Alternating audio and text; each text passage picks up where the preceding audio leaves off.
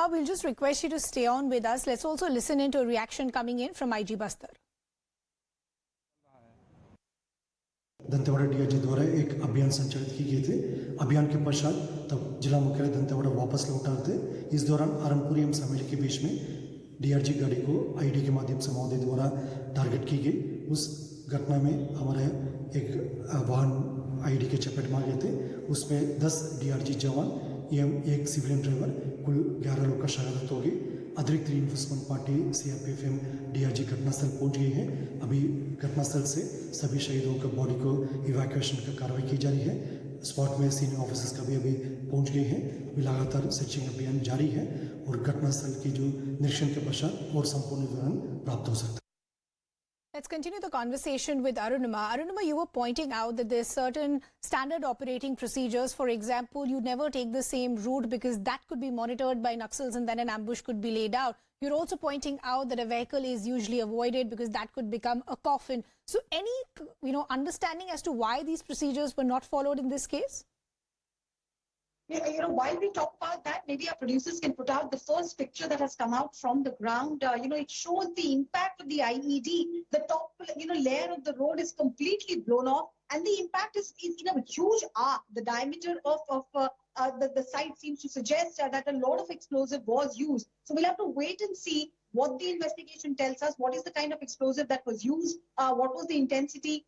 All of that. But coming back to our discussion about the standard operating procedure, while these SOPs are written, analyzing the situation on ground, it is left to the local commander because what can be written in theory often cannot be implemented in practicality.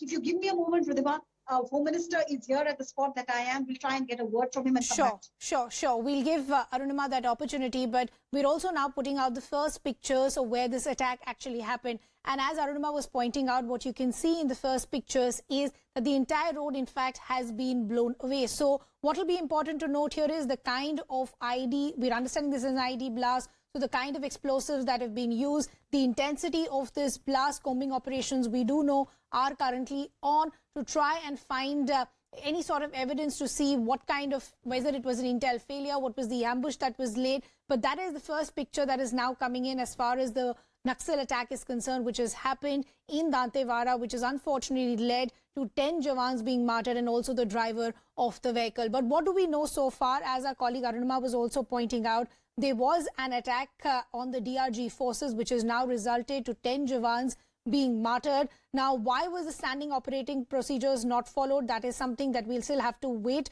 But as we're understanding, there was an ID ambush by Maoists in Arunpur, that is Dantewada. The first pictures of that attack on our screens as well.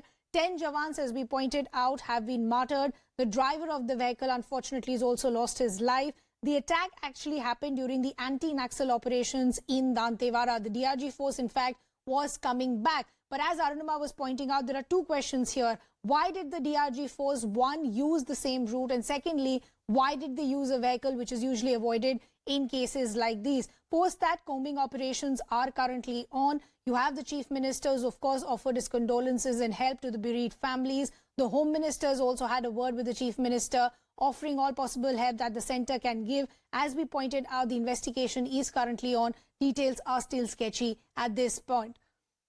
Let's also